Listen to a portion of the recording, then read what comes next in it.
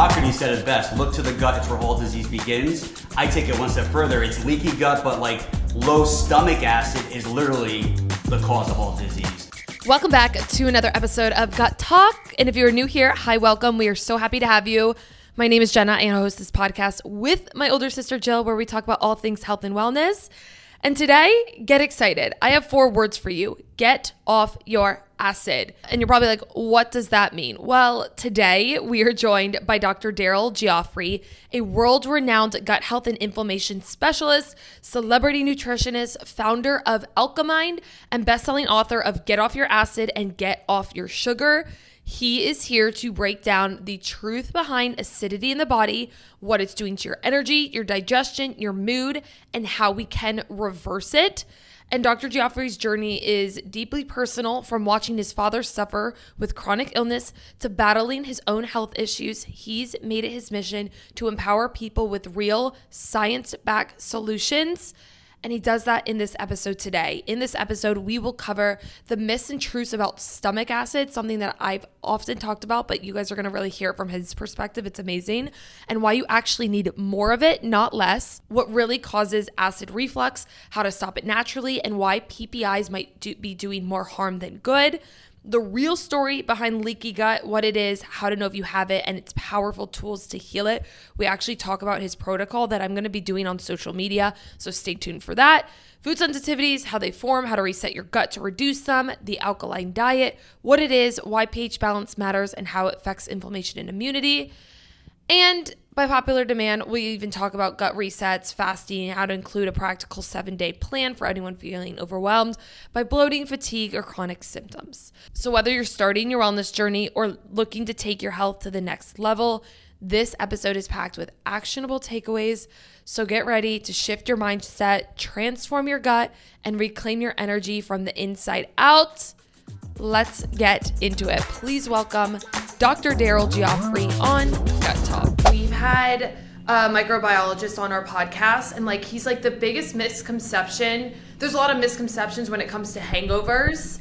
And a lot of times people think that it's I'm just dehydrated, which we're going to talk about minerals on this episode, but I think there's way more to it. And if it is the acid aspect, I feel like that makes so much sense. So can you explain the drops? Because I just started recording and I feel like let's just get right into it, please. Well, so let's preface real quick. So I was at a bachelorette this past weekend. Oh, yeah. And I was saying that I didn't drink that much, but part of the reason I don't want to drink is because I just don't want to feel bad. I just like to feel good. So you were saying that you have drops that you put in alcohol. And what does that do?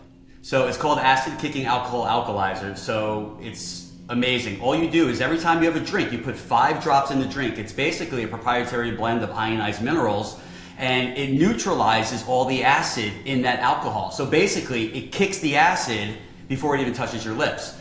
I mean, maybe it was last year sometime, the Surgeon General came out with that whole thing about alcohol, showing that it was the 3rd leading cause of preventative cancer behind obesity and tobacco, smoking. So what they didn't talk about was really why. I mean, alcohol is alcohol. We know that that's not good for you in general, but what they're not talking about is how acidic alcohol. So wine, for example, has a pH of 3.1.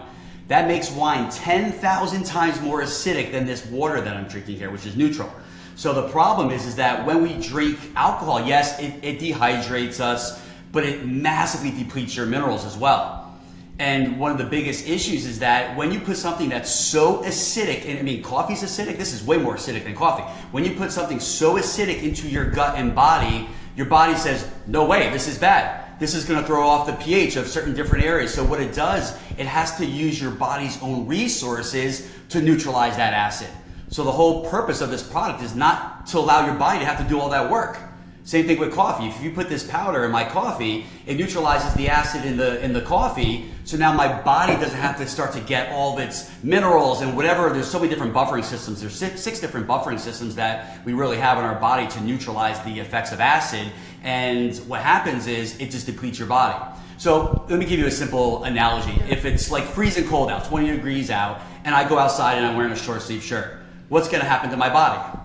I'm going to start to freeze. I'm going to start to shiver because your body has to maintain that 98.6 temperature, give or take a little bit, right? So your body starts to shiver to create that energy to maintain the 98.6, but you got to get out of the cold. Well, the problem is if we don't get out of the cold, all right, we keep putting sugar in our body and gluten and stress and alcohol and coffee and blah, blah, blah. I mean, the list goes on and on and on. What happens is your body's constantly having to work hard. So now I'm outside, it's freezing cold, I'm shivering. Eventually, if I don't get out of that cold, what's gonna happen? The body will start to shift the blood from my fingers, my toes, to the more important organs. Why? Because it wants to keep us alive. So your body's so smart, it will actually sacrifice your hands and your feet to keep you alive. But you gotta get out of the cold. So why don't we just put a jacket on when we're in the 20-degree weather, which will buffer the effects of the temperature so that my body doesn't have to do all that work on its own. That's kind of the analogy of what these products do. They're basically neutralizing the acids that are so destructive and damaging and corrosive to our body, our gut, our blood, our brains. So that is the whole purpose of kind of what I do, and not just with gut coaching, but also with the supplements that we do as well. Yeah, okay. That's really so this concept of, alkaline versus acidity is something that I don't hear a lot of people talk about. And I want to get more into gut health and stomach acid and things like that. But I want to first start with you and this whole concept behind acidity in our body, because you're the author of Get Off Your Acid and Get Off Your Sugar, which, by the way, I did you make up that marketing branding name? Because I'm obsessed with it. I wish I was smart enough to do so, but no, I'm definitely not that smart at all. I'm smart enough to surround myself around people that are much smarter than me. Right, but, okay, that's exactly. But yeah, Get Off Your Acid, I love it. It's so awesome. But then I came up with acid kicking and kick acid, and I'll stretch all that. Yeah, and so you're known as a celebrity nutritionist, but you do so much more than that. You're founder of Alkamind. Let's talk about getting off your acid. Explain this to girls who have really, I've heard you on a couple other podcasts before, but explain that to women in our community who have maybe never heard of this concept. Why do we want to decrease the acidity, I hope I'm saying that right, in our bodies? Yeah, and the first thing I want to make clear is that we're not talking about the acid in our stomach. Which is the big misconception, because one of the most important things that we need to focusing on as we age is making sure we have enough hydrochloric acid. Hippocrates said it best, look to the gut, it's where all disease begins. I take it one step further, it's leaky gut, but low stomach acid is literally the cause of all disease.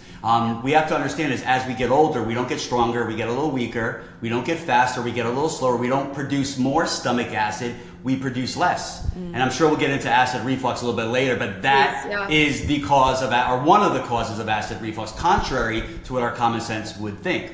So I'm not talking about stomach acid because that is very, very important, and we have to address that to basically avoid disease. Chronic inflammatory degenerative disease, all these downstream issues in our body, they come from the gut. So it's not just about what we put on our plate, but it's about how we digest the foods on the plate. I always say you're not what you eat, you're what you digest, absorb, and assimilate. And that's where so many of us get bloating and constipation and indigestion and acid reflux and intestinal pain and leaky gut, and then the downstream issues like brain fog, which I suffered from severely. I call it brain debilitation, low thyroid function, reproductive issues, skin issues, all of those, you will notice that there's a massive gut implication with those. So I'm not talking about that. I'm talking about the acidity in our tissues, issues with the tissues, inflammation, because what you have to understand is that acid equals inflammation. And at the end of the day, we're not dying of old age, we're dying of inflammation. So many of these foods that we put into our body, they metabolize as acid, right? So sugar becomes lactic acid. Wheat, gluten-containing grains, sulfuric acid, protein. Protein is very important, but the average female gets 5 times the amount of protein that they should be getting, and that metabolizes into phosphoric acid, sulfuric acid, nitric acid, dairy, lactic acid. It goes on and on and on. Coffee has 35 different forms of acid. Alcohol is acid. So what happens is when we're eating these foods, they break down and metabolize into acids in our body, and now our body's got to deal with it.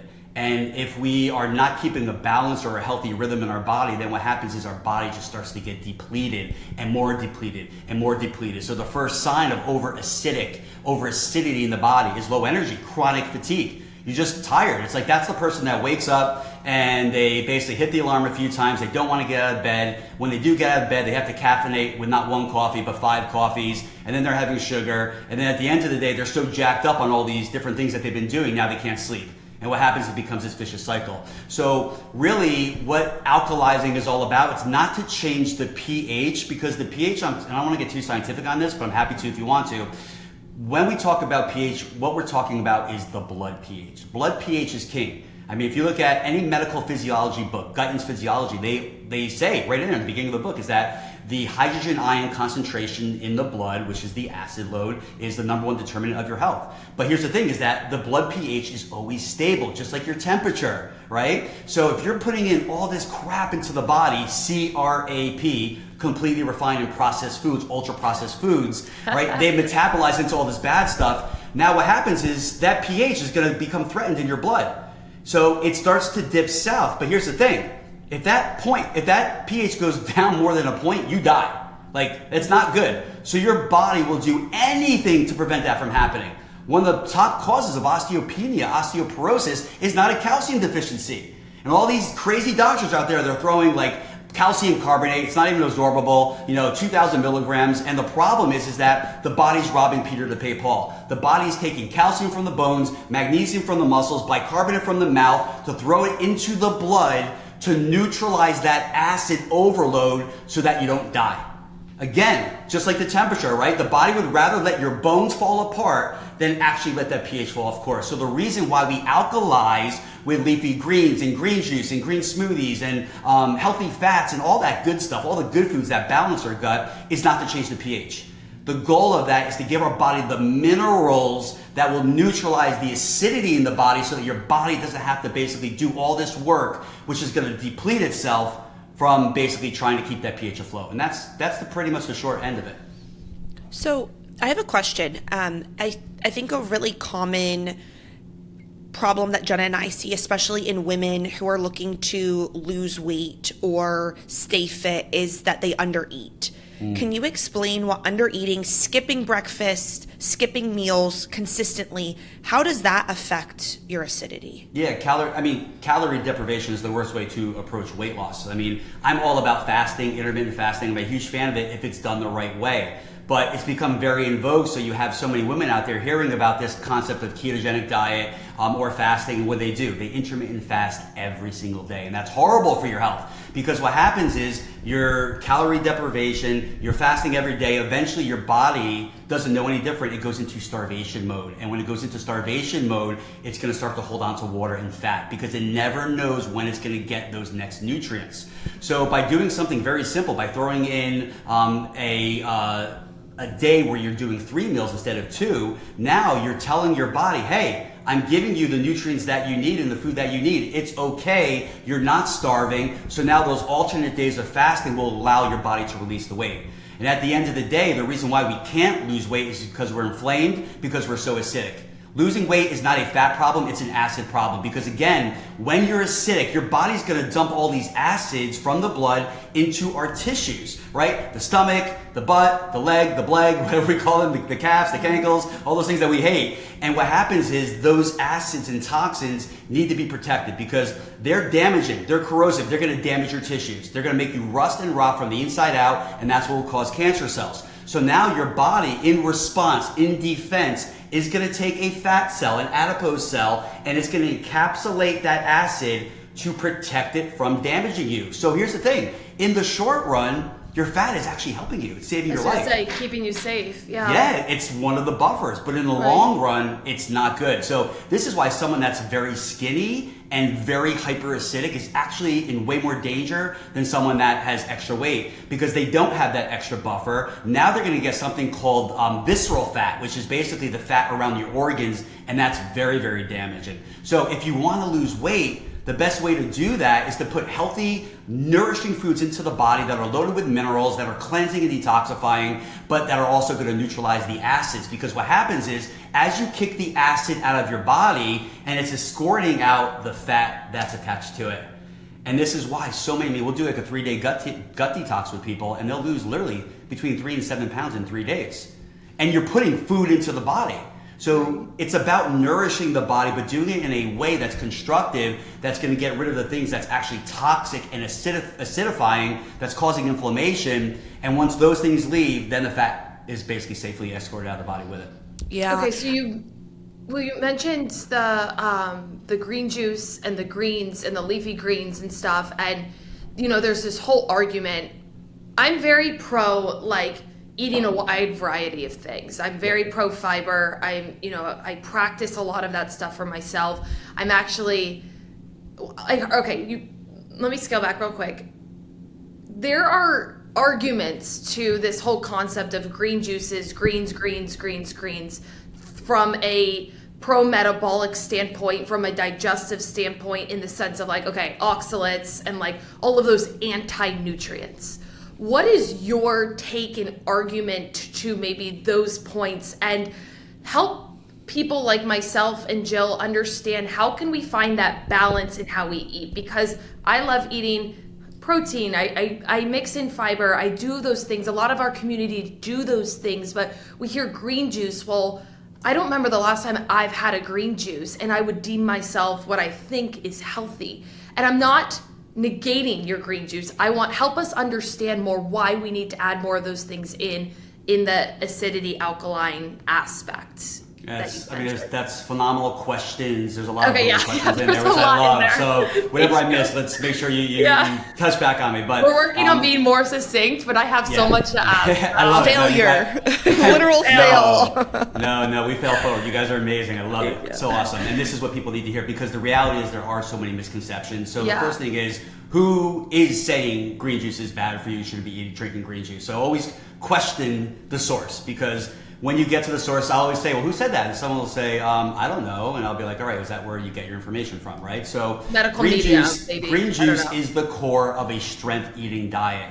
Why are greens so powerful? Again, they're low in sugar, they're high in minerals. And the problem is that people's guts are such a mess, especially as we get older, you can't digest your food. So when you have this in a green juice form, number one, you're getting, if I have green juice in there, whether it's a fresh green juice or I take one of my acid kicking powders and put that in there, you're getting 5 servings of organic greens in literally 8 ounces of water that's going to be in my body within 30 seconds. So it's literally bypassing the digestive system. It's strengthening your gut. It's lowering inflammation. It's helping your healthy microbes along the way, but you don't really have to digest it. Remember what I said before? This is so important. I'm going to say it again. You're not what you eat. You're what you digest, absorb, and assimilate. So I'm not saying don't eat your greens. We have to eat our greens. But they did a study, a US government study of 20,000 people, and they found that 0% of those people got the amount of greens that they need. Not to mention, our greens have become so depleted from the nutrients that we need. I mean, back in 2015, they did a study on spinach showing that you have to eat about 65 servings of spinach to get the same mineral content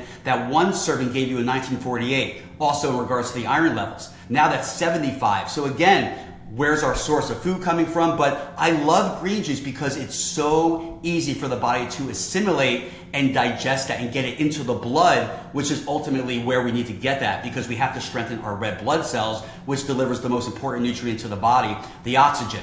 Now, you'll have people out there that say greens are bad because they have, oxalates, don't eat spinach. It's absolutely insane. Don't eat spinach. Spinach is one of the healthiest foods in the world. Mm-hmm. I wrote an entire page in my first book, Get Off Your Acid, on this topic. It's not an issue with the oxalates. It's an issue with your gut. People that can't break down the oxalates and metabolize the oxalates is because their gut is weak and they don't have the necessary probiotics, especially oxalobacter, that's designed to break down the oxalates in the food. So it's not about saying don't eat spinach. It's about saying, hey, check your gut, fix your gut, and once you fix your gut, then you'll be able to start to have these foods without getting bloating, constipation, loose stools, and all that. So again, just look at this from a common sense standpoint. Greens bad for you? No, greens are actually life force. They literally thrive. So we need protein because that's like the building blocks of the body, but we need green juice because we're so freaking toxic. I mean, people, we are more toxic than we've ever been in human history, and because of that, our gut has become like a landmine, a field of landmines. So green juice is where I started because I was massively addicted to sugar, and my willpower was strong, so I would beat it for 2 weeks, then in 2 months another time. But sugar is 8 times more addictive than cocaine. So finally I said, screw this. I'm not going to give up the deprivation approach, the white knuckle approach. I started adding in green juice because it was simple, it was easy, it was cost effective. And literally, guys, within 3 weeks, my cravings were gone. Completely gone. Why is that? Because I was giving my body something that was strengthening it from the inside out, not just changing the desensitization of the taste buds here, which changed every 14 days. That's how you can actually beat a lifelong sugar addiction in 14 days, because your taste buds change every 14 days. But I was actually strengthening my body further downstream. And as I added, the good started to outweigh the bad. And that's my whole approach to health. It's not take away, because for some people, it's a noble approach. It works for them. But the problem is that you're not addressing the true underlying deficiencies to why we crave sugar in the first place, or why our gut is so imbalanced. And again, minerals is at the top of the list. And I would say that's probably my biggest issue with the ketogenic diet, because there's a clean way and a dirty way to do it. So people will basically increase their fats, and they're of course increasing most of the wrong fats. They increase their protein. Many times it's unhealthy proteins, but again, they're having too much protein, but they're not increasing the minerals. And when that happens, high fat, high protein, not enough minerals, your gut will go into a state of what we call metabolic endotoxemia. Endotoxemia, which is basically toxins within the blood because they're leaking in from the gut into the blood. So we have to have more greens. You got to eat them, you got to drink them. But my favorite is to drink them because it's easy and it's a really fast, powerful, cost-effective way to get them into your body. So you see on TikTok all of the time now that people are like, I go on the animal-based diet and all of a sudden I feel so much better. I have my energy back. I feel the best I've ever felt. I've lost all this weight. What are they missing? Because they feel good, they look good. What can you put in really simple words? What are they missing that they don't realize? What's the effect down the line if they go animal-based long-term? Well, I'm also not a fan of vegetarians and vegans. They're some of the sickest people on the planet. I coach a lot of them. I used to be one, and it was just horrible for my health. I just became so weak, and I'm an animal lover. So it's not about that. And if I have patients that are vegans, vegetarians, I respect that. But the reason why they have more inflammation than animal eaters is because of the omega-3 deficiency. You just can't convert the omega-3s from ALA, alpha-linoleic acid, into the omega-3s that you need, the DHA and the EPA. So that is the kind of issue on that end of the spectrum. But when you start to go more carnivore, listen guys, anytime you make a change in your life, you're gonna have a positive, even if it's something bad for you. The body loves change. It's like exercise. If I do the same exercise over and over and over, and then I do something different, whether that's good or bad, the body's gonna adapt and like it because it's different and it's forcing your body to adapt. But the problem with going too heavy carnivore, and listen, I see this a lot because I'm also, I specialize in mold toxicity because it nearly killed me a few years ago. And what we do for a lot of these mold patients is that we actually put them on a carnivore diet in the beginning because we want to really avoid the mast cell activation, the histamines and the things like that. But again, even those patients, their guts are a wreck, so you can't keep them on that for a long period of time. It's about the balance, guys. It's about really finding, not about is carnivore right or vegetarian or keto. This is about you and your own unique bio-individuality. So I'm a huge fan of testing. My whole mantra is test, don't guess. I do an MRT test with every patient of mine because I want to know when they're putting food into the body, if they're not breaking down that food properly, is there an inflammatory reaction called a mediator release test, right? Is there inflammation being released because we can't metabolize that food? This could be avocado, this could be garlic, this could be cucumbers. Foods that are healthy for us can actually be bad for us in the moment. So it's really about knowing what is the right foods for you right now in this moment based on your own unique bio-individuality.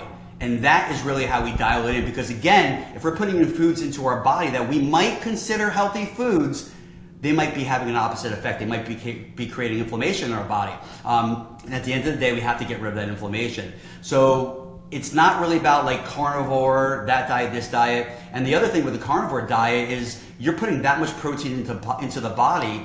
There's something called gluconeogenesis, which means when there's too much protein, what would that number be? I think no more than 2 to 4 ounces per meal is really the goal. But once you go above that and exceed that, it's actually going to turn to sugar in your body.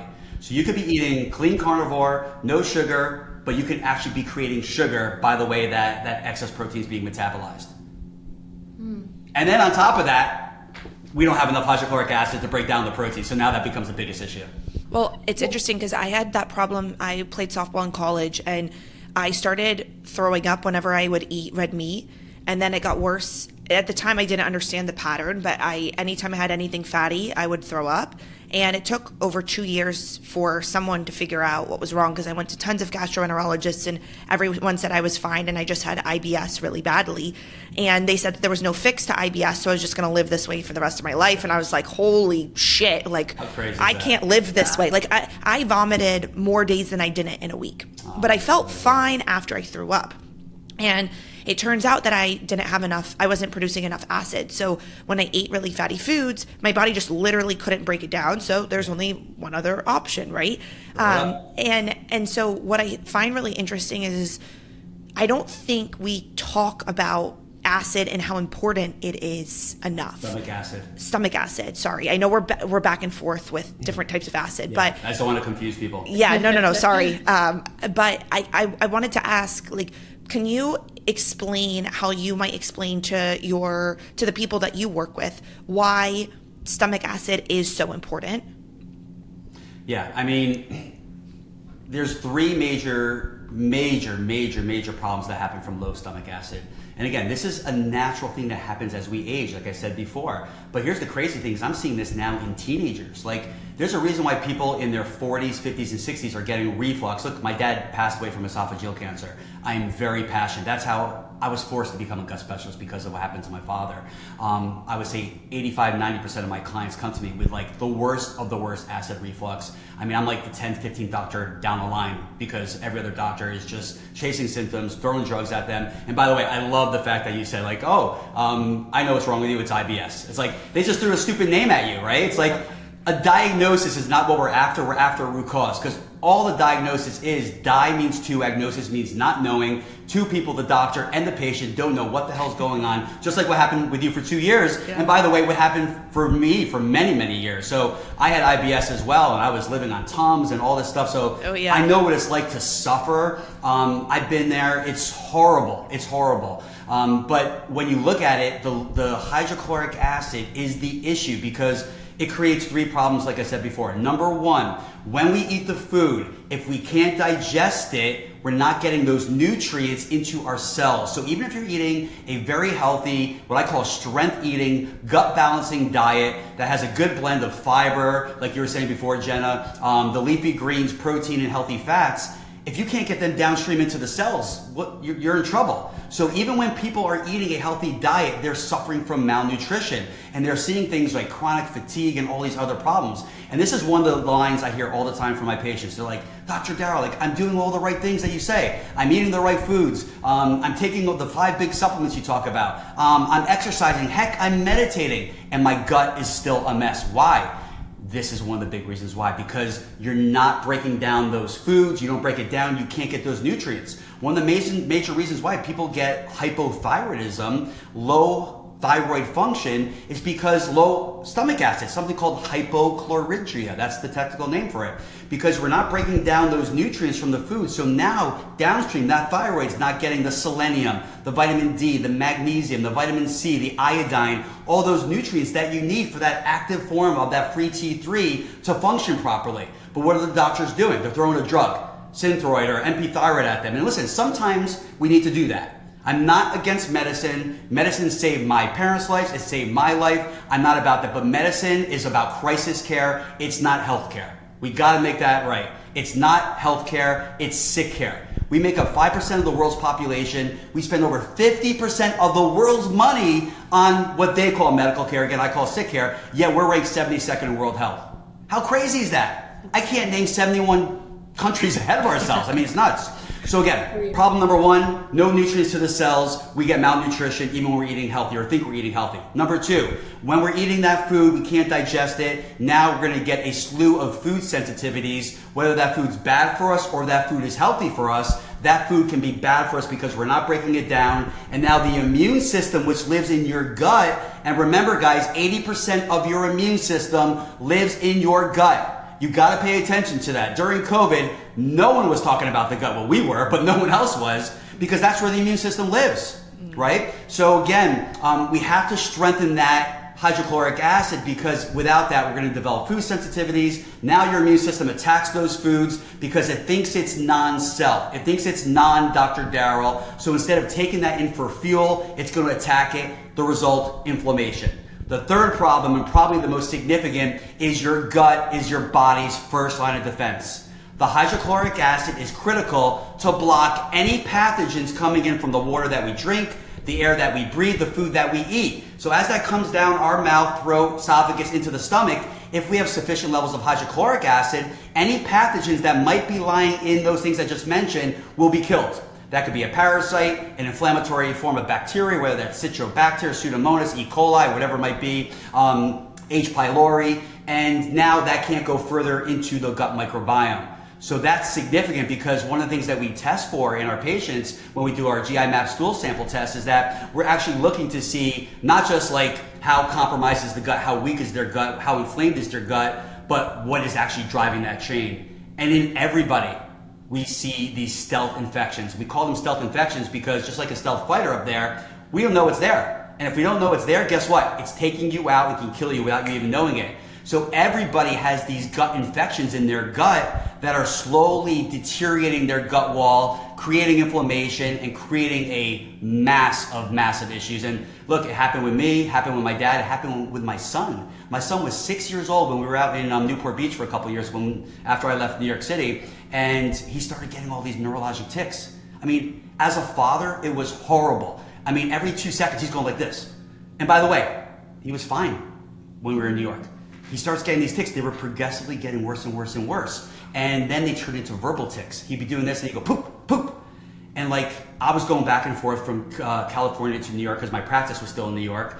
We just wanted to get out of there because of COVID, and New York was insane. And I was trying to figure this thing out. And then I learned about something called PANS PANDA. Oh, right? yeah. PANS PANDA stands for Pediatric Acute Neuropsychiatric Disorder. What that means in English is that there's a stealth strep infection in the gut. I'm not talking about strep throat. It's a different strain of strep in the gut that basically causes issues in the gut, but it eats its way through the gut lining, and then within 30 minutes it attacks the brain. And when it attacks the brain, it drives up inflammation.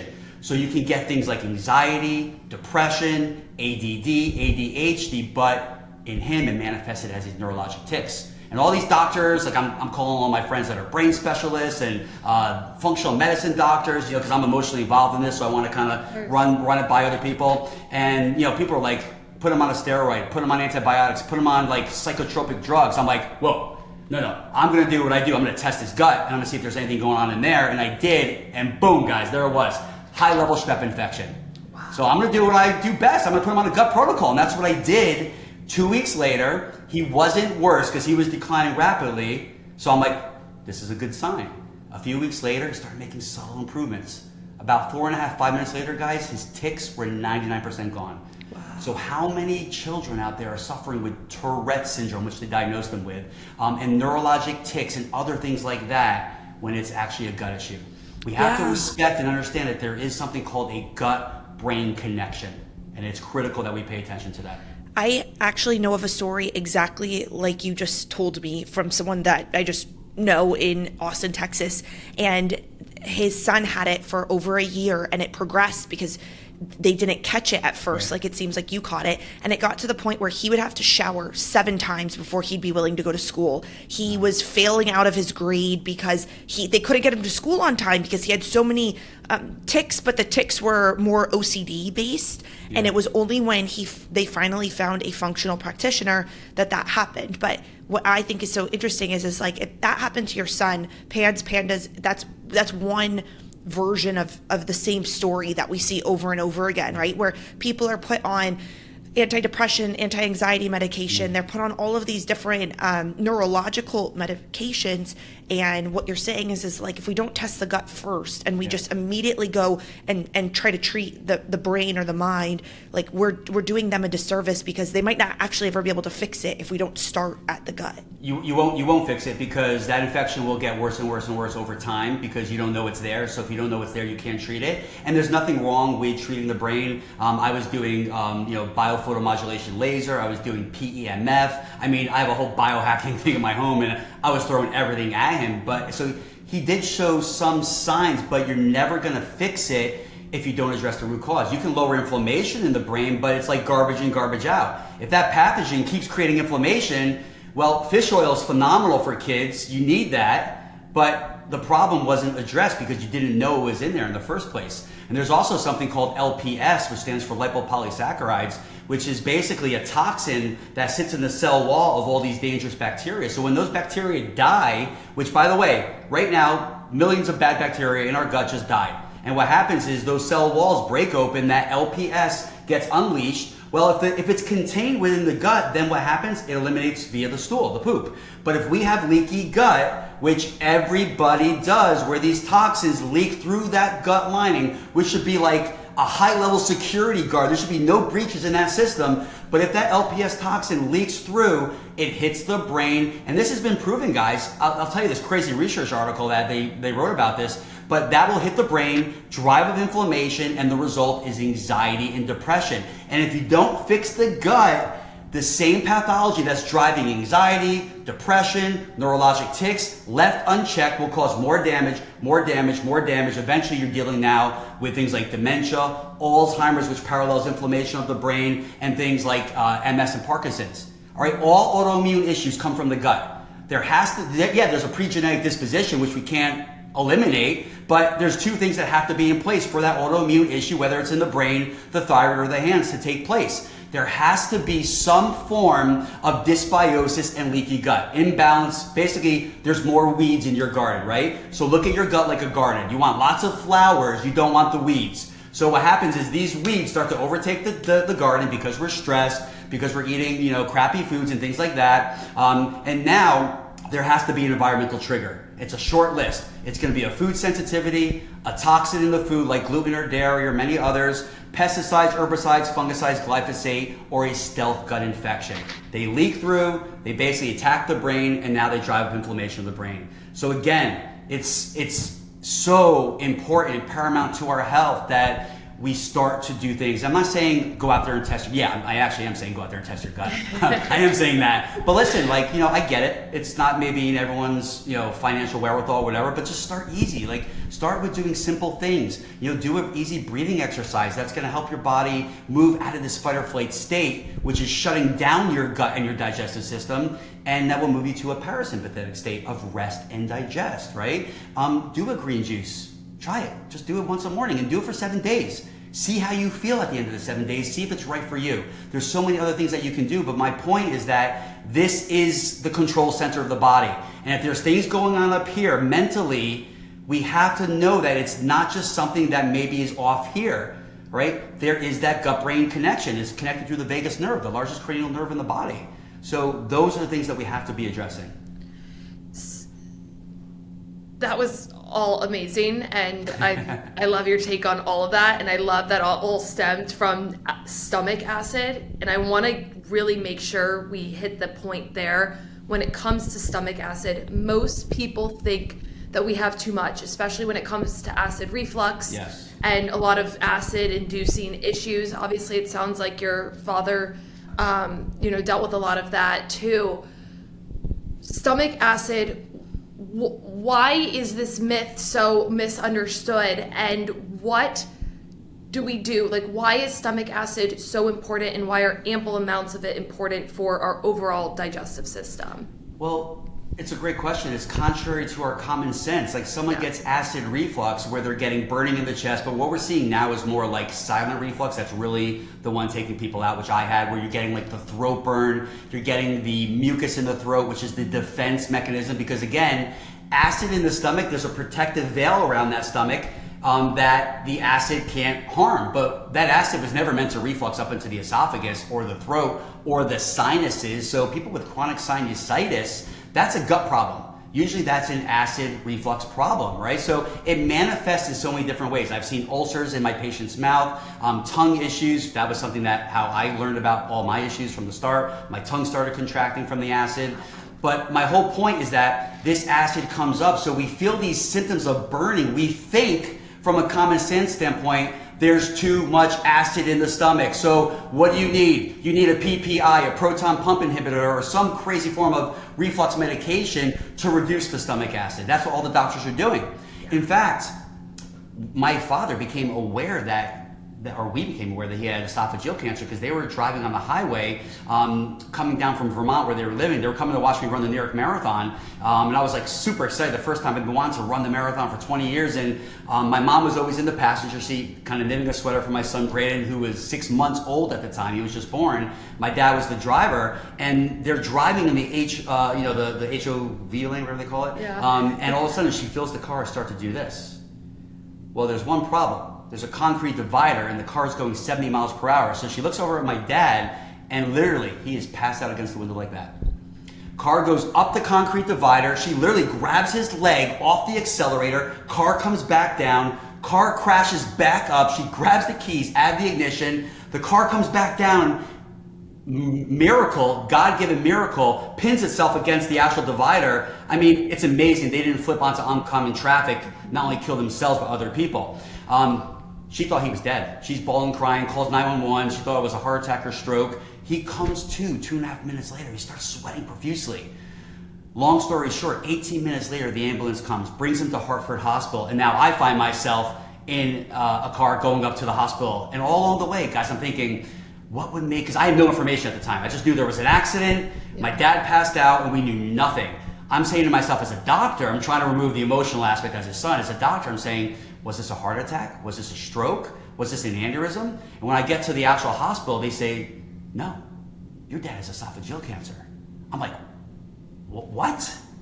Esophageal cancer? I was shocked. 3 days later, we're at Memorial Sloan Kettering. We're with the top specialist in esophageal cancer. By the way, this is the day that I'm wearing my shirt. This is 2014. It says, get off your acid. The day I launched my company, that night I'm giving a keynote address at a wellness convention in New York about the damaging effects of acid and how it causes cancer and all that stuff. So it was really weird and fortuitous because when he says that, everyone looks at me in the shirt that I'm wearing. But on the flip side, like, this is what we do. Like, we can figure this out. But what the doctor said was things like this are usually caused by too much acid. And that's where he was wrong. Top specialist.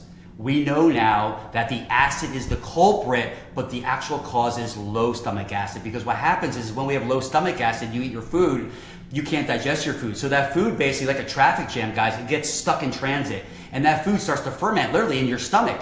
And it starts to create gas. And that gas from that fermentation literally pushes up onto that esophageal sphincter, that LES, the lower esophageal sphincter, which is a valve. So basically, we eat food, that valve should open, the food should go into the stomach. When there's enough acid to digest the food, that valve should close again. It's a signal, right? So what happens is if there's not enough stomach acid, then that food gets slowly digested. Now that gas pushes that esophageal sphincter open, and even though there's low stomach acid, what happens is that stomach acid will reflux, especially if you're eating within 3 to 4 hours of bed. So my number one rule with all my reflux patients, you have to have a 3-hour rule. No eating 3 hours before you go to bed. Because if you lay down and you're basically still digesting, which they will be, that acid is going to reflux up into that area, right? There's also like magnesium deficiency because that's a muscle. Just like a muscle knot in my back, I'm going to give myself magnesium. We need magnesium to basically get that valve starting to work properly. But again, things like dysbiosis and gut infections, because you have all this overgrowth of bad bacteria and SIBO, what happens? They're living organisms. Right? They're going to release gas as a byproduct of their own cellular metabolism. So what does that gas do? The gas creates pressure and pushes that up. Foods that trigger as well, caffeine, garlic, onions, chocolate, all the things we love, right? Those are the trigger foods for reflux. So these are like all the underlying causes that we have to look at, but ultimately it's such a contrary to our common sense belief because we feel this burn and we're like, too much acid. So what do these doctors do? They put you on a PPI. And here's the crazy part about that. When you get the PPI box, omeprazole, whatever it is, it says do not consume this for more than 14 days. And I've had patients on this crap for 14 years, 5 years, 10 years. Wow. It's wild. And I'm not saying short term you can do that. Like short term, it's fine to do that. But again, figure out the root cause of why this is all happening, address that root cause, and fix the gut. If you fix the gut, the reflux will get better, it will go away, and you can actually have that life that you deserve. And so many of these patients, they're hopeless. I was one of them. You think you're never gonna get well because you've seen every doctor, you spent thousands and thousands of dollars, and now you're on this PPI medication, which, by the way, 54% of the time, research shows will not fix your symptoms. So now I'm taking a drug designed to help me symptomatically for reflux, and more so than not, 54% of the time, it's actually not gonna help my symptoms. But now, every time I take that pill, there's a 95% reduction in the acid. Oh, great, this is gonna help me. But no, it's not gonna help you because what's gonna happen? Malnourishment, problem number one. Food sensitivity, problem number two. Stealth gut infections going right through because now you eliminated the first line of defense. Now you are done with for the rest of your life. Because now the chronic issues that are gonna happen from the prolonged effects of those three things I just mentioned are gonna be way more damaging than the actual reflux itself. Do you think that the esophageal cancer expert, do you think he's changed his positioning today on stomach acid being too low versus high? I don't think they really care, or not that they don't care. I think it's their job is basically like when someone comes to them, there's serious pathology and they got to fix that pathology. Like my there was so much acid over the years, and by the way, like stubborn Italian father had a dry hacking cough. Like this was before I knew what I was doing. I wish I had this information that I had now back then. My dad would still be here, but these doctors, their job at that point is okay. His esophagus is so eroded, you actually need an 11-hour robotic surgery to remove half of the esophagus and half of the stomach, and that's what they did. And now the stomach became up here attached to the esophagus. So they don't care about stomach acid at that point. It's way beyond that. But the functional medicine doctors and the doctors who are basically saying take this PPI, that's borderline criminal. That's borderline criminal because they are killing their patients and they don't even realize it. So I have no problem with giving that patient something in the very short term to basically help them. But again, why do that when we can give them throat coat tea, or we can give them acid kicking minerals, or we can give them local honey with propolis? I mean, I have 15 different things that I can give my patients, and based on what they're going through, I'll decide which ones I want to start with. That will do the same exact thing. It'll soothe and calm the upper GI system, what I call GI North. It'll soothe and calm that so that they don't have to live with those symptoms. You don't need the PPI. Okay, so it's interesting. I've run the MRT, I do the GI map, I see clients too, so I'm constantly seeing people, like you said, acid reflux, low stomach acid, every issue really mainly caused by low stomach acid. Like I'm so happy you're talking about this, and more people need to talk about it because I see it all the time. My first training when I was doing GI map and I was in restorative wellness solutions, if you've heard of it. Oh, I love our yeah, it's amazing. They literally were like, low stomach acid is like the cause of so many issues, and that's so that's been ingrained in my head. So I've tried to tell people, but it's a very hard, you explained it very well, it's a very hard concept to understand when you said it goes against the like normal way that we would think that we have too much acid. When working with your patients / talking to our community, what are some things, your acid powder that you have, what are things that people can start doing to support this low stomach acid that could be causing all of their chronic GI issues and infections? Amazing question. So we have to differentiate, does someone have acid reflux or do they not have acid reflux? So let's start with the people that don't have acid reflux. One of the most simple ways to gently increase this is to start to do an apple cider vinegar shot. So what I'll have them do is about 20 to 30 minutes before the biggest meal of the day, I'll have them get about 1/3 cup of warm water. I like warm water because it actually helps increase the gastrin secretions in the stomach, which in turn is going to increase the hydrochloric acid. It could be room temperature, but warm water is better. And then put a tablespoon of apple cider vinegar in there, raw, unpasteurized, all that stuff. And then what you want to do is drink that on an empty stomach 20 to 30 minutes before your biggest meal, because what that's going to do even though it's acidic outside the body, it does have an alkalizing effect inside the body, just like lemon water and lime water. But it's going to generally increase your digestive enzymes, something we haven't talked about, which is helpful. But it's going to also generally increase the stomach acid. So when that food comes a little bit later, and I say before dinner usually because that's like our biggest meal of the day for most of us, and that's when you need to have the most assistance with digestion. So that's a really, really good hack that I love. I love having bitters, like bitters types of foods, like dandelion greens and arugula, and chicory root, and I mean, there's a whole list. Lemon, limes, grapefruit. There's so many different ones. So just Google like a list of bitter foods and incorporate more of those, because that will generally increase the hydrochloric acid. Now, if someone has reflux, you do not want to increase the hydrochloric acid right now. So you want to basically stay away from doing that. Your goal with reflux is to soothe and calm. That is your major focus right now. And what I do with those patients, so I soothe and calm first. And then while we're soothing and calming, we want to strengthen the gut. We want to heal that leaky gut. We can talk about a protocol for that as well. And then when we think they're ready, when we've achieved the goal of no reflux for a few months and we know they're basically out of the woods, at that point, we can gently bring in the apple cider vinegar. And then at some point, we can move to like betaine hydrochloric acid. There's no way they're ready for that right now. Now, the people that have acid reflux, what are some great things to soothe and calm? I went through them very quickly. Let me go through some of them again. So one of our products is called Acid Kicking Minerals. And this was something I launched when my dad was diagnosed with cancer. Because again, this not only has the most powerful minerals to neutralize the acidity, but this also has sodium bicarbonate, which is going to soothe, calm, and heal the whole upper tract. And this is amazing. This is one of the most powerful things to soothe any form of reflux. I'll have them do 1 scoop in about 3 ounces of water, 3-4 times a day, minimum once a day, but 3-4 times a day. And they get significant relief from that. These teas helped me a lot. And again, unless it's my company, I have no ties to this company, it's just what I use.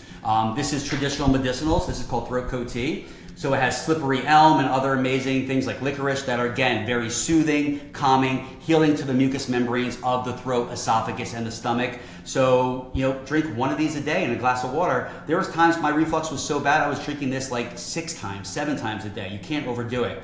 Yogi makes one called Throat Comfort. It's like the same thing. In fact, I like this one maybe a little better because the taste. They both taste great, but I use this one a little bit more. I mentioned local honey with propolis. Do you guys use propolis at all? From Beekeepers Naturals. Yeah. It's amazing. I really try to stress local because when it's something big, then usually it's pasteurized, and that's why you go into a grocery store, you see raw honey. You will never find raw honey in a grocery store, even if it says on the bottle. There's no legislation to it. So I love Manuka honey. Before I was using local honey, I was using Manuka honey, but there's 2 problems. Manuka honey is local to New Zealand, not to Florida where I live. Yeah. And the other problem is that it was raw when they put it in, but guess what? That had to become pasteurized to be put on a shelf. So that raw has no longer become raw. Now all those nutrients in there are basically they're diminished and degraded. So it's better than nothing at all. So if I go to the store, if I have to go that way, I'll buy Manuka honey with a 16 plus number on the front. That's the Manuka factor. It has very powerful antibacterial properties. But you can easily find someone locally wherever you live. I've been working with thousands of patients, and it's rare that I can't find it. And if someone, like I'm in Naples, Florida, I had a patient that couldn't find it in Miami. So I said, okay, you're still in Florida, order this one from Fort Myers. So basically, this is local honey, which has powerful healing effects, especially for allergies. But the propolis is amazing because it heals the ulcers. It's amazing for healing ulcers, not just in like the throat or like the esophagus, but also the stomach. There's so much research on that. This is made by bees. So bees make honey, they make propolis because in their bee colony of 80,000 bees, it gets very moist, especially and humid here in Florida. So propolis is an antiviral, it's an antibacterial, it's an antifungal, right? It's an immunomodulator. And what the bees do is they encapsulate the entire hive with this so that it could basically act as an antiseptic. But here's the crazy thing. A mouse will come into that beehive. They can kill the mouse, but they can't remove the mouse. So what do? If they leave that mouse there, they're all going to die or the colony has to leave. So they encapsulate that mouse. They mummify it with their propolis. And here's what's crazy. You come back 10 years later, you cut that open, that mouse will be fully intact. Fully intact. Really? Because of its powerful healing modality. So when I mix that with honey, It's so soothing and calming, but not just soothing and calming to the reflux, it actually helps heal that. I use BPC 157, which is a peptide. I'll open up a capsule, I'll put that in, and I'll have them drink that. So there's so many different things. My gut punch, this is something that we launched in January. This is probably the most powerful thing you can do because colostrum, everyone's heard of colostrum, right? Mm-hmm. But the one huge downside is it's dairy. Dairy is awful for us. Dairy was meant for baby cows, not even cows. Cows don't even drink dairy or have milk, right? Cows are made for baby cows, not for humans. So the whole concept of colostrum is amazing because of the IgG antibodies, the immune system benefits. That's why babies have it, whether it's human milk or bovine baby milk, right? But this comes from a dairy-free form of colostrum, and we combine this with organic collagen peptides. Guys, we're the first brand to use organic collagen. No one's ever used it before. So we have organic collagen combined with dairy-free colostrum. The dairy-free colostrum is gonna heal and seal the gut wall. Very powerful at doing that. It's gonna strengthen your gut microbiome. It's gonna lower inflammation. It's gonna soothe and calm reflux, bloating. So it's gonna knock those things out. That's why we call it gut punch. But it actually has more IgG antibodies than colostrum. And there's research showing that this can actually bind to over 41 different pathogens in the gut. It acts like a binder. How crazy is that? Things like E. coli, candida, aflatoxin, which is a cancer-causing fungus. The list goes on and on and on. Pseudomonas, and it can actually eradicate those pathogens, which are actually causing the reflux in the first place. So there are simple things to do. You can do bone broth. Bone broth is amazing. It has amino acids, proline, glycine, L-glutamine, which again will calm and soothe and heal the gut lining. So there's so many things out there. Just pick one that I just said and start with that and go from there. No, that's incredible. This episode is sponsored by Element. Spring is here, and with that, it comes more movement, more sunshine, and more sweating. But if you're feeling tired, foggy, or crampy after a walk, workout, or just a busy day, it might not be a water problem, it might be an electrolytes problem. That is why our community is obsessed with Element, a zero-sugar electrolyte drink mix made without the junk found in sports drinks. No dyes, no fillers, just sodium, magnesium, potassium in a science-backed amount that actually will make you feel the difference. So whether you're fasting, working out, or just trying to keep up with your day, Element supports energy, brain function, and hydration in a way water alone cannot. Our personal go-to flavors: grapefruit and citrus at the moment. They're refreshing, energizing, and a perfect drink mix for spring. And good news, you can get a free Element sample pack with any purchase through our custom link. So try it totally risk-free. If you don't love it, they'll refund you, no questions asked. So grab yours at drinkelementtea.com/guttalkgirls, and we'll have the link also in our bio. We lost Jill, but I really want to keep going because I think there's a lot of more things that we can cover. A lot of people battle with low stomach acid, but they don't have acid reflux, and that's kind of something that you've been saying.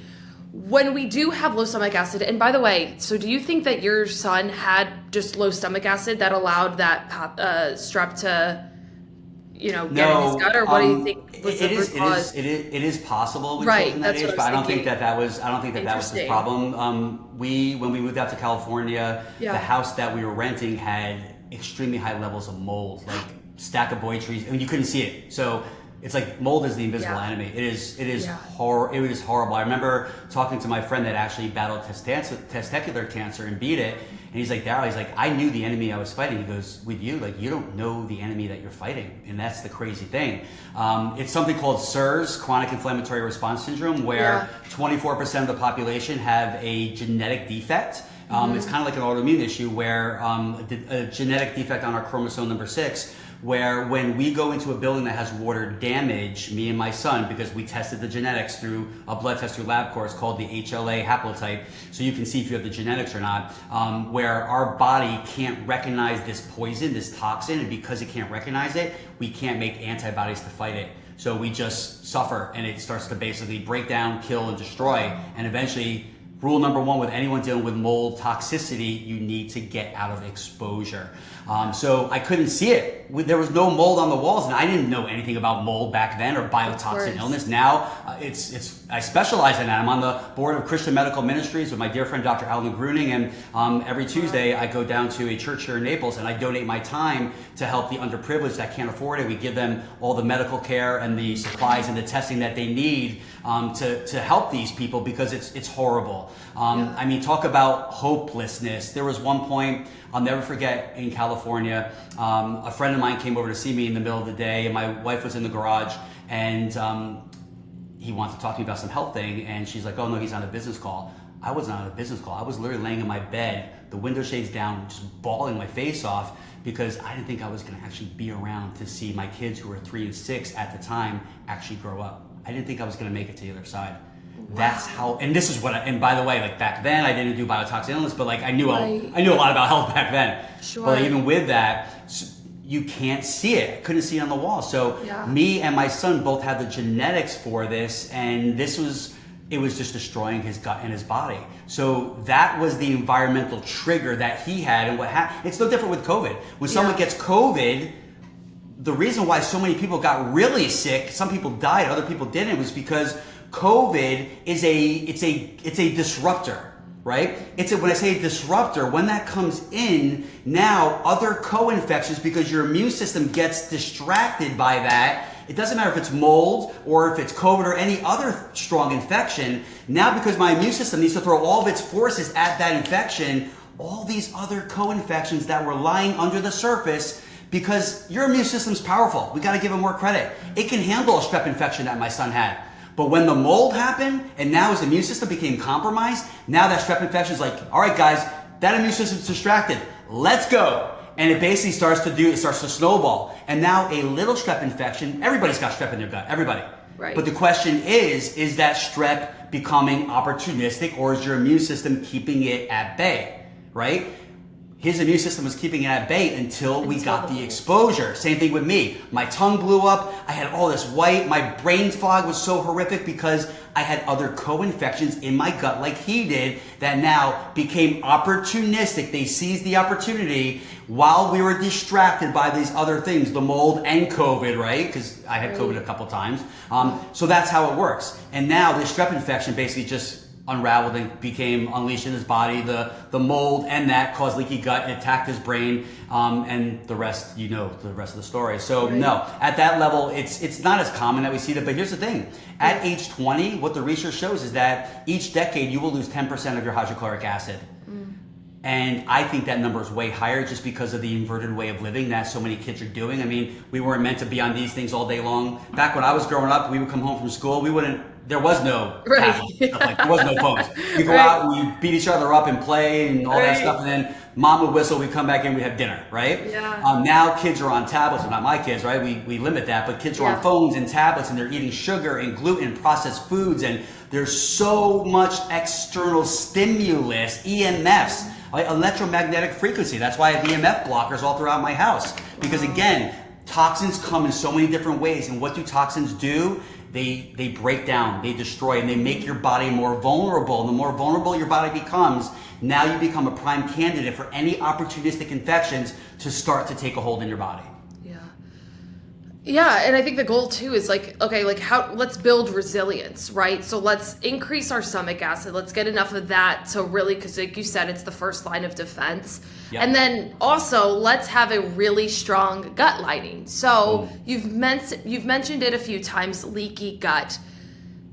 A lot of people just like to throw around leaky gut, but no one really actually gives like a really good explanation. So will you give us an explanation about leaky gut? You've kind of mentioned what causes it and whatnot, but explain leaky gut to us and break it down, if you will.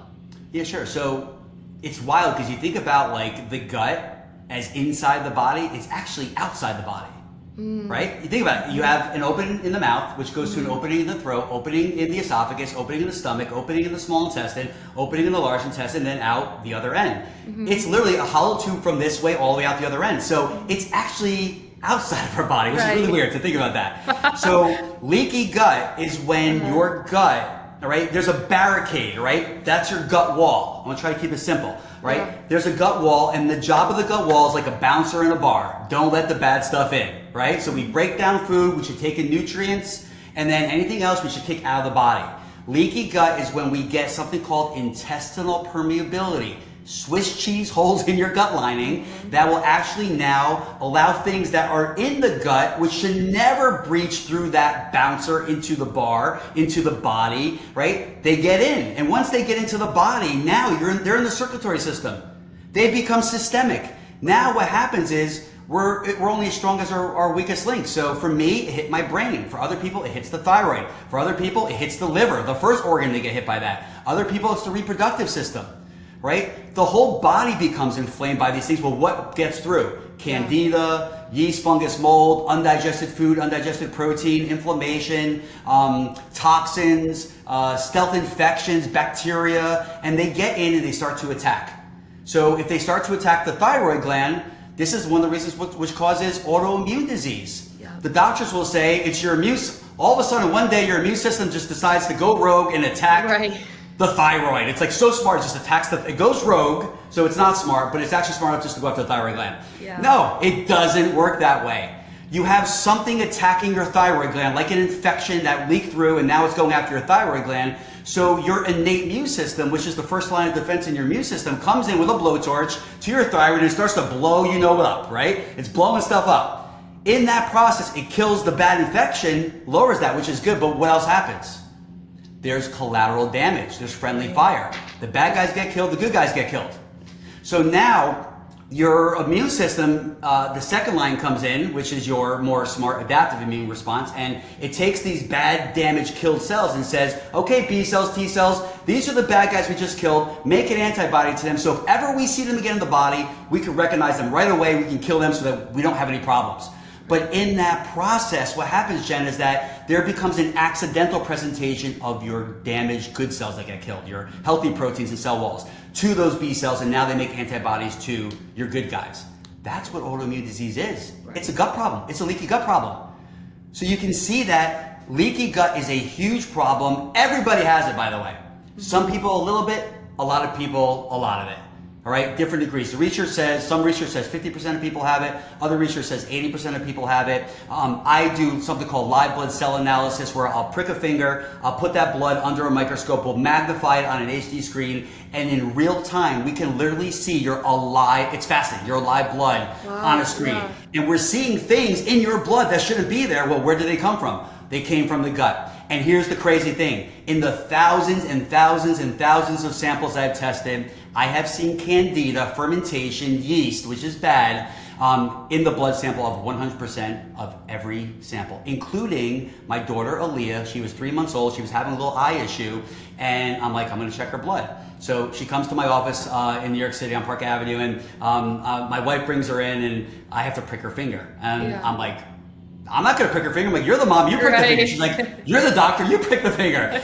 After like 20 minutes of arguing, I'm like, all right, she fell asleep. I pricked her heel, got the blood, and what do we find in her blood? Candida. Well, again, how does a 3-month-old get leaky gut and candida? Well, she was born in a hospital because she was pike breech, which means the baby should be head down, her head was up, and her feet was up. So she was like in a U, which is bad. We had to have a C-section. There was no other choice. And in that hospital birth, Chelsea was given antibiotics. Sugar causes leaky gut. Gluten causes leaky gut. Bad forms of protein that are loaded with bad things are causing leaky. I mean, alcohol. All the list goes on and on. But antibiotics, there's nothing that wipes out your gut more than antibiotics. I mean, sugar and gluten will poke holes in your gut. Antibiotics, which means against life, is like a hydrogen bomb going off in your gut. It literally will be like open door. It takes the body, research proven, about 2 years to actually recover from that. Well, I have a protocol that can actually heal that in 2 weeks. So this is what we do with our patients, is that we, depending on what's going on with them, we want to strengthen the gut. We start with a healthy diet. You can't supplement your way out of a crap diet. So we start to improve the diet, we get rid of the food sensitivities, but we have to heal and seal that gut wall so that anything that's inside the gut, and I've mentioned this multiple times, that should never get through into the body, that can cause downstream problems, they can't get through. So I have a leaky gut protocol that can actually reverse that and heal and seal that gut wall within 2 weeks. Can you explain it? I was waiting for the question. I'm like, wait, I might need to be doing this. I'll Here's the say, thing, like, yeah, go ahead. everybody. Yeah, go on. Well, I'll say is like, I consider myself, I had a lot of gut issues. Obviously, you can probably figure out why we started our whole platform in the first place is because of issues that we had with ourselves. And like you, obviously that was the catalyst, right? You were already doing things, which was interesting before that, but your dad and your issues, you know, was the reason I'm guessing that you've kind of created your empire.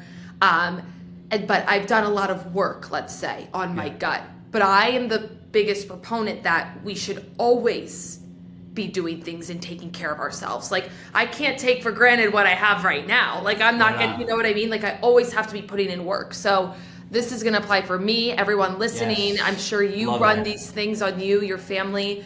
Give it to us. What should we be doing? What is your protocol? I love that, Jenna. I'm so glad you brought that up because, this is something that I always say, like, don't wait for the toothache to come before you start taking care of your teeth, before you start brushing and flossing and going to the hygienist and getting x-rays and all that.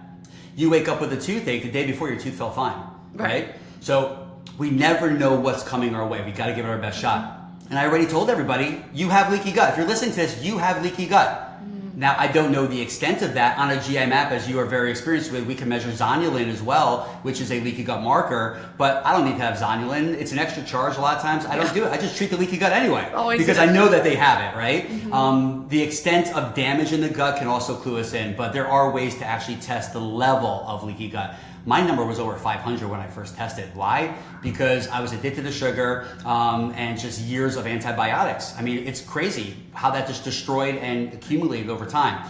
So yes, I love that. And by the way, amazing. I love your story. Like, it's amazing what you guys have created and produced. And I just want to acknowledge you guys for what you're doing and getting this information out to so many people. It's so important. And you guys are a wealth of amazing knowledge. You're both so smart. And I just want to thank you for what you guys do and for having me on, because this is what people need to hear this. Yeah, so, I love talking to people like you. So yeah, give us all your knowledge, please. So what you need to do is get again, there's foods that can help leaky gut, all right? I talked about bone broth, and there's so many omega-3s and all that, but let's just go over the protocol. You want to get a supplement called Sovereign Silver. You do not want to use colloidal silver. I always have this around. So this is like a big bottle of it right here. Yeah. By the way, I love this product. I've been using it for years. I have no ties to the company.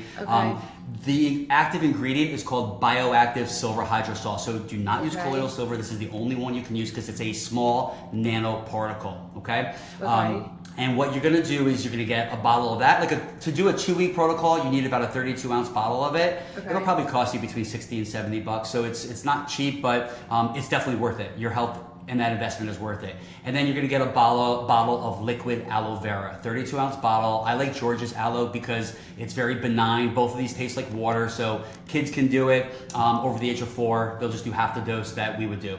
So here's what you're going to do. You're going to get a tablespoon of the Sovereign Silver and 1 tablespoon of the liquid George's aloe vera, right? You combine those together, and you're going to drink that 3 times a day on an empty stomach for 2 weeks. Now, what signifies an empty stomach? You need at least 30 minutes clearance time before a meal with no food, and at least 90 minutes clearance time after a meal with no food. So I would say do it right when you wake up, do it mid-afternoon, and right before you go to bed. All right, so again, 1 tablespoon of silver, 1 tablespoon of liquid aloe vera, combine it, drink it, empty stomach, 3 times a day for 2 weeks. In that 2 weeks time, you want to make sure you're taking a good probiotic. I like a spore-based probiotic because, again, if you have bacterial overgrowth, if you have SIBO, I don't test for SIBO. Almost everybody's got SIBO. I mean, if you have gut problems, there is bacteria working its way up because it's crowded out of the large intestine into the small intestine, and that will ferment a probiotic that has to be refrigerated. So I like spore-based probiotics because they have a very protective shell, and basically it can survive the harsh terrain of the stomach acid, if you have any, the bile salts from your gallbladder, the digestive enzymes, and that goes down into the large intestine where that shell gets released. It attaches to your gut wall and begins to germinate and build up the healthy probiotics that you want. So I would take 2 spore-based probiotic, like a Thrive or a Megaspore Biotic. I'm sure you've used that. I literally have it on my table right now. Yeah, I knew you would. You take 2 of those at dinner. And what I would do is I would start the probiotics like a week before and start with like 1 at dinner for a week. Then when you start the probiotic, then you can go to 2 because for some people it could be a little strong. So you take the probiotic, which everybody should be taking a probiotic, I mean, indefinitely for the rest of your life, right? So you take that for the period of the 2 weeks, and I just recently combined my gut punch into it.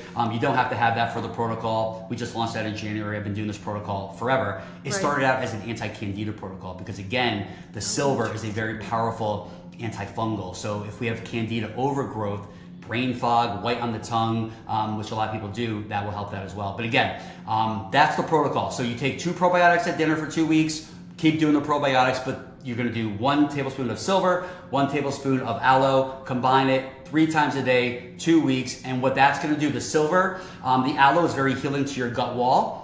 And it's also very soothing. And the silver is a gentle way to basically go after viruses, bacteria, fungal species, candida. Plus, it's an immunomodulator, so it's going to gently boost your immune system function, your secretory IgA in your gut. Those 2 combining factors in 2 weeks, it's such a powerful way to heal and seal that gut wall. And I'm telling you, you can do that for longer. There are times I've done it for 8 weeks with patients who were really sick and had, very high calprotectin levels, inflammation levels, which you know about.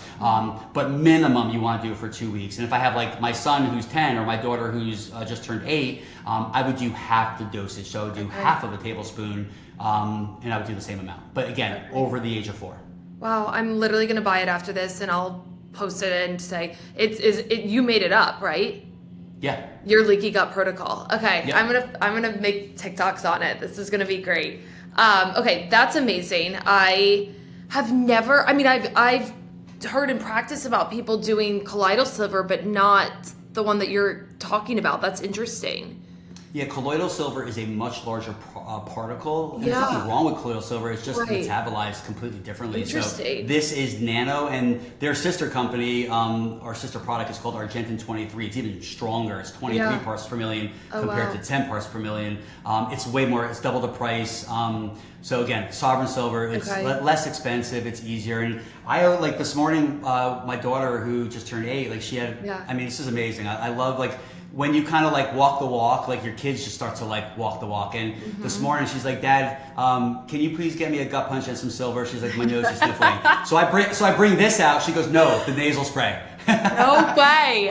So like they're just like, they've been around. It's like osmosis, Yep. So she had her gut punch, which tastes like water. So kids love it. I mean, they don't know there's anything in there. So that's helping her immune system. And she did a couple sprays up each nostril, and I adjusted her as well, and then went off to school. So it's really cool because like these are the things we have to know more about. Because if we don't know these things, then like what's the alternative? We go to our doctor and they just put us on some drug and medication, which is just not what we want. I'm sure your DMs and messages that you've received over the years are just flooded with the same story, right? Because ours are. It's the literal same story. It's the same story that I have. It's the same story that Jill has. Maybe we have a little bit of different symptoms and whatnot, but we were all told the same things. Same cause. Yeah. Okay, so you're inspiring me to kind of wrap this all up. I don't think I consume enough of the green juice like you're explaining, because I really have gone down this more like pro-metabolic way of eating. Although, as I said, I do get around 35 grams of fiber daily as much as possible. That's but great. I'd That's love... phenomenal. Thank you. It's been a work in progress. I've been doing Only it. 5% of the population get the amount that you're getting. I think that number should be up in the 50 range once your gut's doing better, but that's amazing. But that's one of the leading causes of constipation. You have to get more fiber in your diet. Well, not to mention too, I know we're talking about esophageal cancer, but what about colon cancer? Oh yeah. Right? That's on the rise too. And obviously it kind of all comes together about the same things that you're talking about. That's a whole different conversation, but okay, so green juice, like what are you putting in your green juice in the morning? Like what are you having for breakfast? How can we all emulate what you're doing? So I have, the question people always ask me is, Dr. Daryl, like what is the best juicer? You know what my answer is every time? The one that you're going to use. I have probably 7 juicers here. The one that's it. So I have a coffee bar and a juice bar. I have an acid kicking coffee bar. I love it. Kick your coffee's acid. But I have a juice bar. I have a Vitamix, and then I have a presser for citrus, and then I have a NutriBullet juicer with a chute that's like that big. Because again, I want something that I can clean in 2 minutes. Yeah. Now with that, I use it, but I'm lazy. Like I'm not going to use it every day. Most people are not. You'll use it during the honeymoon phase for the first 2 weeks, but after that, it'll sit there. And like I love to do it with my kids because that's how you get your kids in.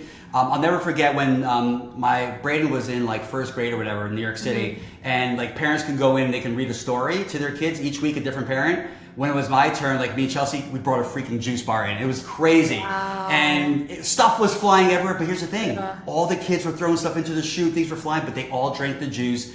I was getting parents coming up to me for months saying, hey, how'd you guys do that juice? Blah, blah, blah, blah, blah. So if you're gonna do a green juice, I just keep it simple. I'll get like, obviously like high water content. So I'll do like a cucumber and celery as the base. I'll always have that. And then what I'll do is I'll throw in some spinach, some turmeric, some kale. I'll throw in some citrus, whether that is gonna be like a lemon or lime, sometimes grapefruit. And just get creative. It's like, as long as you have that base, then you're gonna be good. I mean, I posted something maybe like a month ago where I would just do cucumber, celery, and then have like a green apple.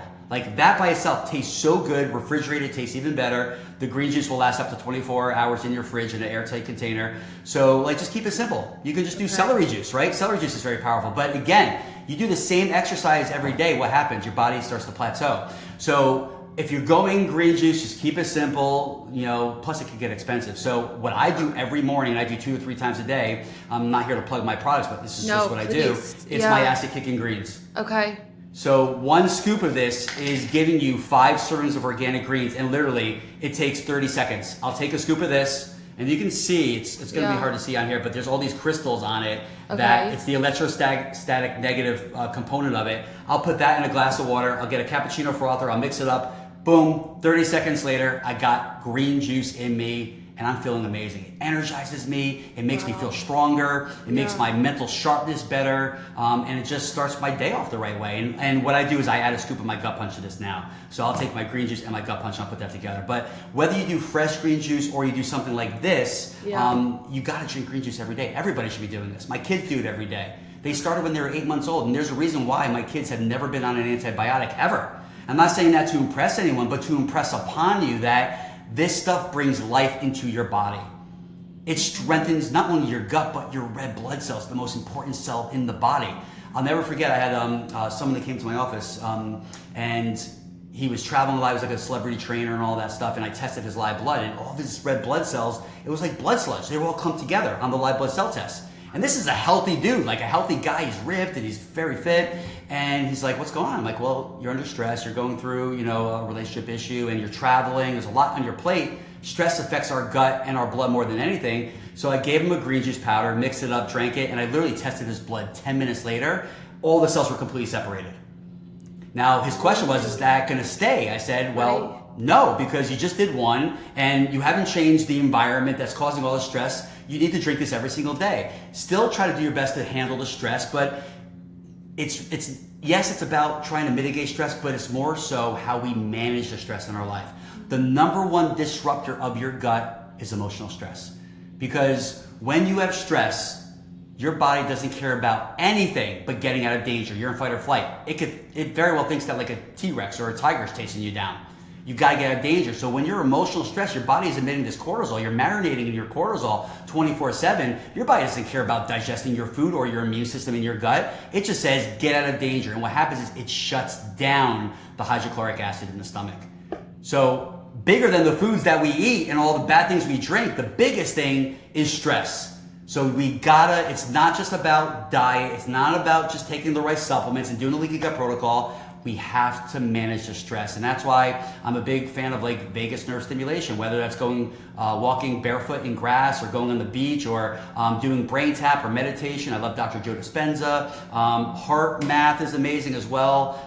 Breathing exercises where you breathe in for 4 seconds, you breathe out for 8. I mean, there's so many different things that you can do to kind of put your body into that parasympathetic state. But these are all things. But again, every single day, no matter how crazy my day is, it starts with a green juice powder.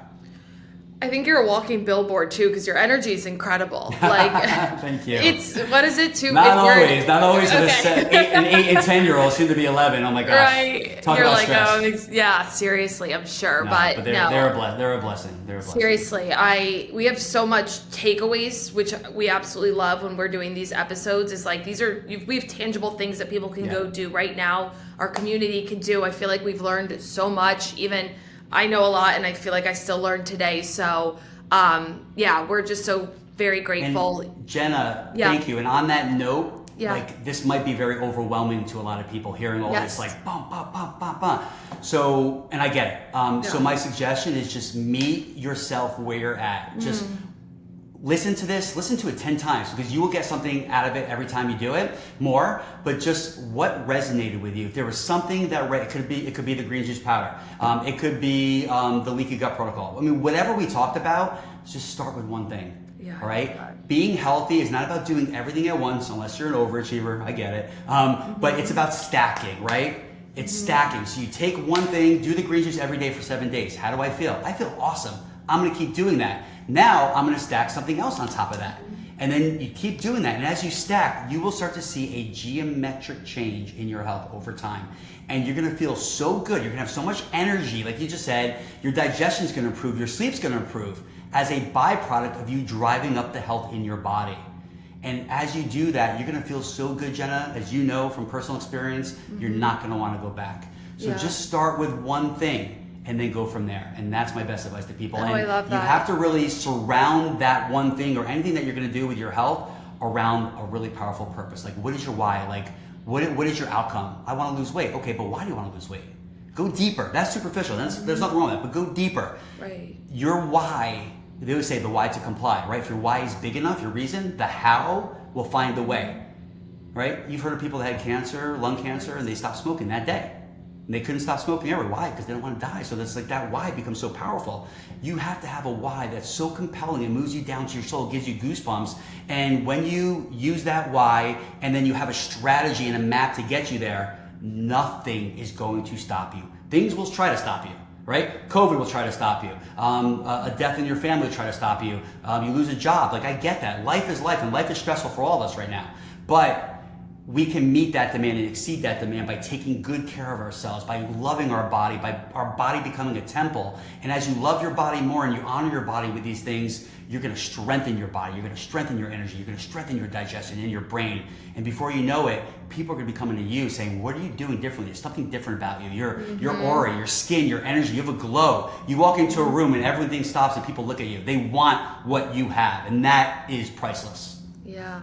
I love that. Wow. Thank you.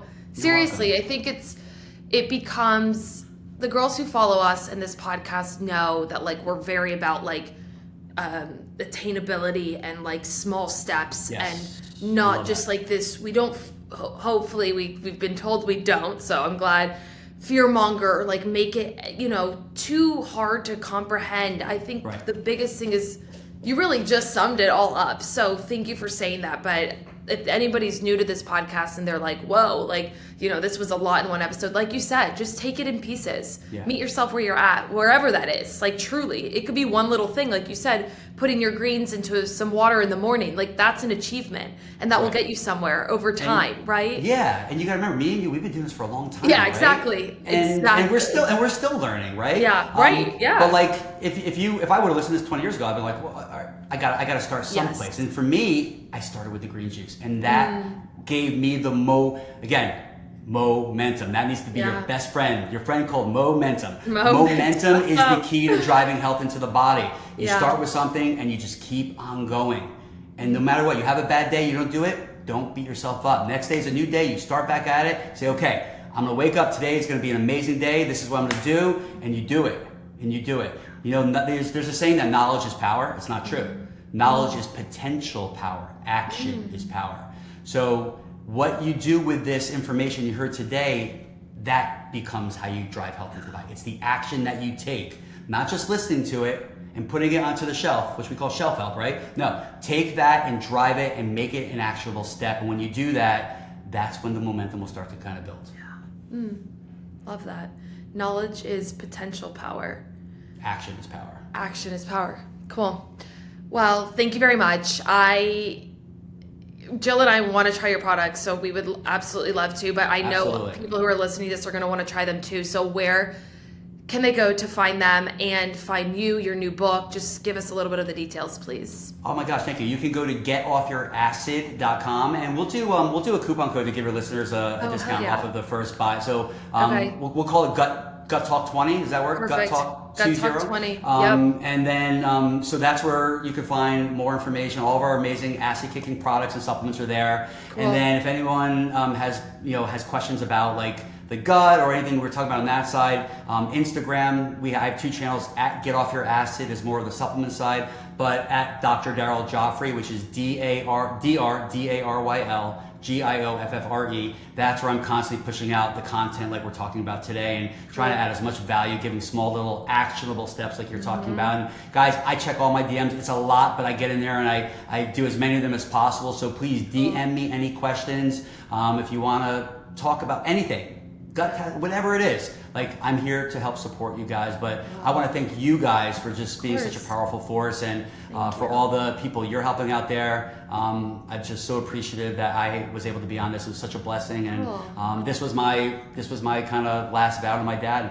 I was when he was in the hospital in a coma. It was literally I went up to see him on my birthday. This was after 3 years. The doctors gave him a few months to live, by the way. He lived nearly 3 years. Wow. And I went up on my birthday, August 11th, to spend the day with him. Aaliyah was just born now. She was 3 months old and had a beautiful day. But when I got there, I could tell that he wasn't doing well. He was like skin and bones, and he was losing the fight. But I had a beautiful day, and it was just nice. We got some good pictures with him. And 2 hours later, I'm back in New York City, and I get a call from my brother. He's like, Daryl, you got to come up. Dad's in the hospital. He's on life support.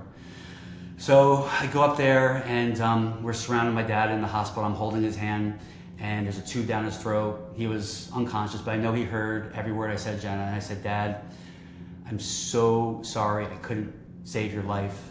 And that's when I told him, I said, I'm going to do everything in my power to prevent as many people from suffering the way that you did. And they pulled the tube out, I was holding his hand. He died right then and there. And that moment is kind of where I always reflect back to when times get tough and life gets hard, and a client comes to me who's really sick, and then we have to inspire and give people hope, because there's no such thing as incurable diseases, only incurable people. If you think you can get well, you will get well. There's not a single form of disease that has not gone into remission or been reversed, but you just gotta get actionable. You gotta find the root cause, and if you do that, you can heal your body and your life, and that's our goal. So just you having me on this was a blessing for me, so thank you so much. I appreciate you guys.